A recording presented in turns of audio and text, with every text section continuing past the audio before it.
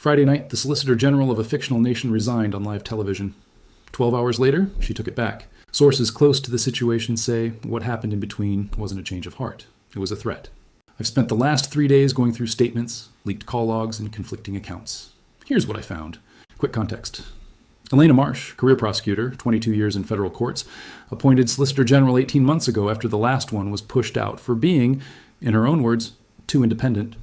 The issue, what she said in a closed-door briefing? Thursday night wasn't a policy disagreement. It was a refusal to sign something. Timeline, fast version. Monday, the administration announces a new directive on election oversight. Wednesday, Marsh's office quietly declines to file the paperwork. Thursday evening, she's called into an emergency briefing. Friday morning, she resigns on camera, visibly shaken. Friday night, she walks it back in a 2-line statement. That's the setup. Now the details. The first crack in the official story came from a court clerk who spoke to a regional outlet Saturday morning on condition of anonymity. According to that account, Marsh didn't resign because she wanted to. She resigned because she was told to, and then someone above her realized the optics of firing her would be worse than letting her quit and unquit within a day. That's not speculation. That's what the clerk described watching happen twice, from the hallway outside the briefing room. But here's what got me. A second source, this one inside the Solicitor General's own office, described the Thursday meeting in more detail. Marsh was reportedly asked to certify a set of voter roll removals that her staff had already flagged as legally unsupported. She refused. The response from the room, according to this source, was immediate. Sign it or resign tonight. Put those together and you don't have a resignation.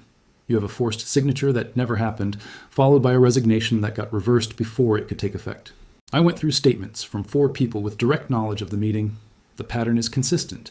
Marsh was asked to certify something her own lawyers said was unlawful. She refused. She was told to leave. She wrote a resignation letter on the spot.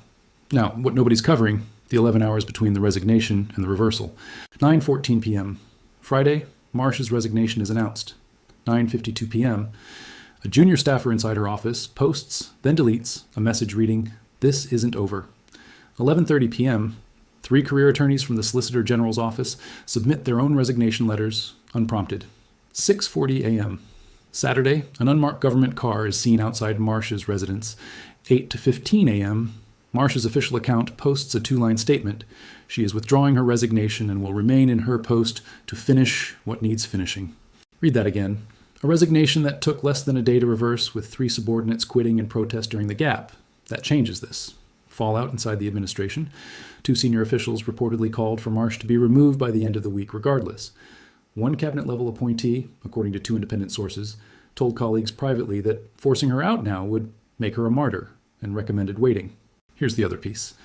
A partial transcript of the Thursday meeting, reportedly leaked by someone in the room, has Marsh saying, "I will not put my name on something my own office says is illegal.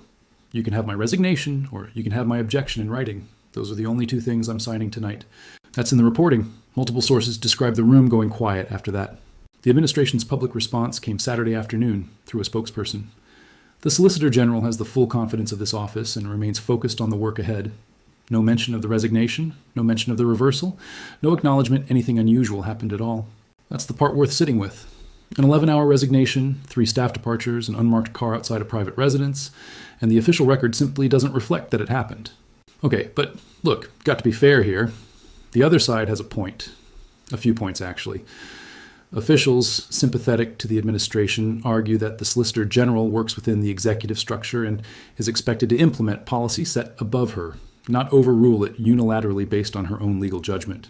And honestly, some of that holds up. Their argument, first, no single appointed official gets final say over what's lawful. That's what courts are for. If Marsh believed the directive was illegal, the argument goes, the appropriate move was to say so formally and let it be challenged in court, not to simply refuse to act and create a personnel crisis. Second, elections have consequences, and every administration reshapes enforcement priorities. A former deputy in the previous administration put it this way: every Solicitor General pushes back on something. The question is whether you push back through the process or you push back through a resignation letter timed for maximum press coverage. Don't agree with all of it, but that's not nothing. There's also this. Some legal observers who have no particular loyalty to the administration have noted that resigning and unresigning within 11 hours is, on its own, a strange way to handle a genuine legal objection. If the directive really was unlawful, they ask, why not just refuse and force a public confrontation rather than resign and then reverse course quietly? That's a fair question, and I don't have a clean answer for you. What Marsh's defenders say in response is that the 11-hour gap wasn't hesitation. It was pressure, applied and then partially withdrawn once the administration realized the story was already getting out. The unmarked car, the staff resignations. Those aren't neutral details, if that account is accurate. Look, I'm not here to tell you who's right. Both readings of those 11 hours are available right now, and neither side has produced anything that fully closes the gap. What legal experts are saying. A retired appellate judge, speaking generally about the situation, noted that resignations obtained under time pressure, late at night, without legal counsel present, raise real questions, regardless of which side of a directive you're on. A former Solicitor General from a prior administration, from the opposing political tradition, said something similar. Whatever you think of the underlying policy, forcing a resignation at 9 p.m. and quietly walking it back by breakfast is not how functioning institutions operate. Even officials broadly sympathetic to the administration's policy goals have said, off the record, that the handling of the meeting itself was clumsy at best. That's where it gets interesting, because it means the disagreement isn't really about the election directive anymore. It's about whether an official can be pressured into resigning and then quietly kept in place once the fallout became visible. Why should you care? Real talk. How this affects actual people. If the Solicitor General's office can be pressured into certifying voter roll changes that its own lawyers flagged as unsupported, that's not abstract. That's whether your registration, or your neighbors, or your parents, survives the next roll cleanup without a court ever looking at it first. Precedent matters here.